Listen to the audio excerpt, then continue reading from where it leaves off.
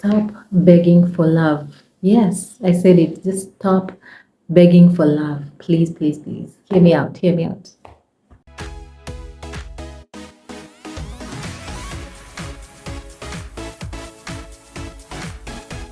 Hey guys, welcome back to my channel. If you're new here, karibu sana. My name is Every Virginia. Thank you so much for coming here, sticking with me, and as usual, welcome, welcome, welcome. And if you know the drill. Like, share, comments, subscribe, share, comment on the comment section. Also, ring the notification bell so that you can get my notified whenever I drop a new video. So thank you so much for tuning in. Let me dive right in. So I've just written the topics down as usual. I love writing them down. So I'm just talking about stop begging for love.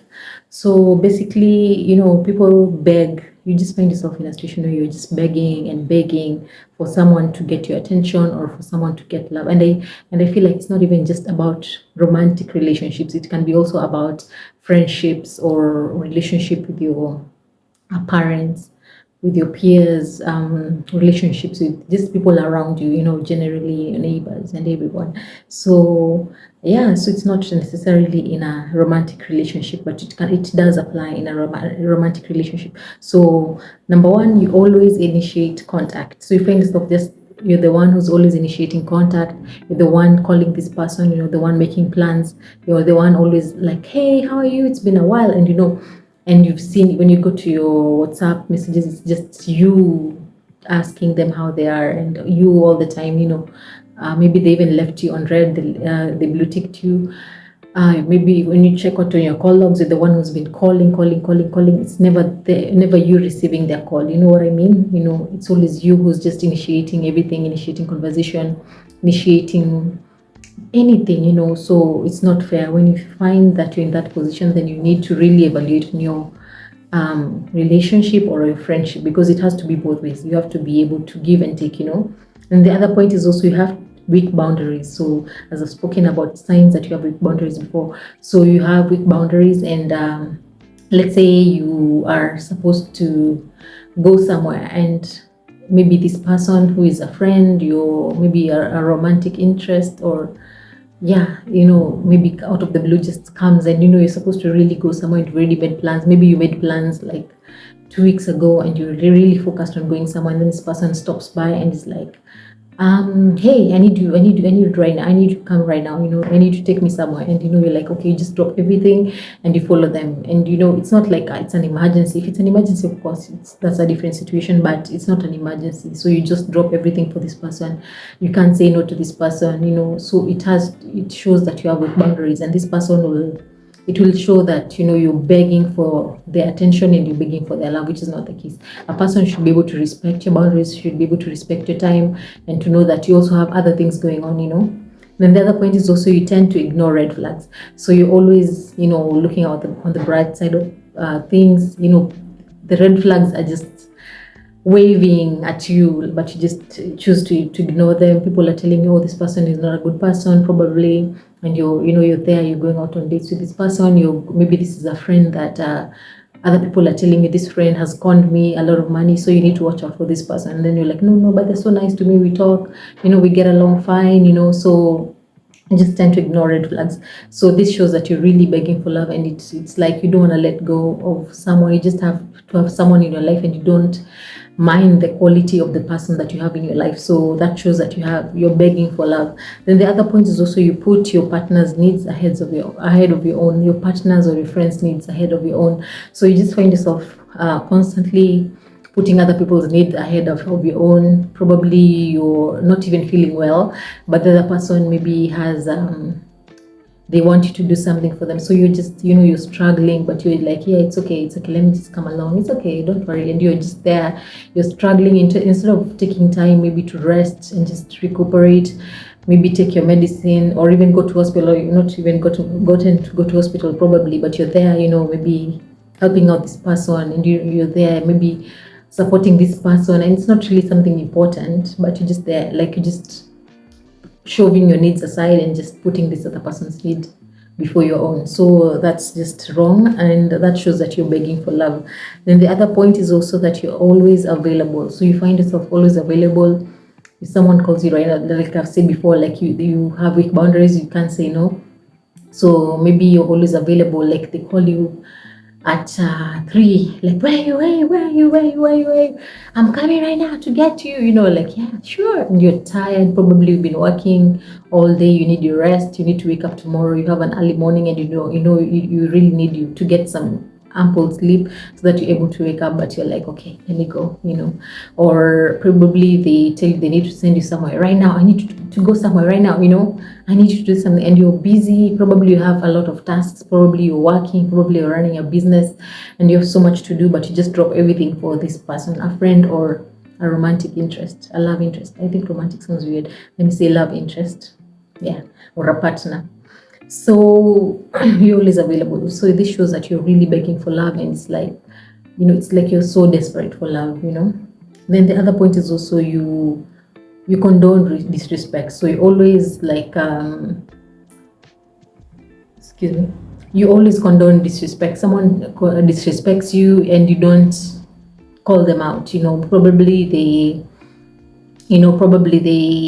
don't show up when they say they will. They don't turn out. Maybe you're supposed to meet, they don't come, they don't apologize, they don't do anything, and you're like, it's fine. Then the next time you just meet them, and they also don't turn up, or they come late. Maybe they're always late, like 2 hours late to meet you, and you don't even call them out on that, and you don't even tell them, like, I don't want you to come late. If you come late next time, I'm not gonna be here, I'm not gonna wait for you. So you don't put your foot down. So you condone a lot of disrespect, so which shows that you're begging for love, and people kind of take advantage of you.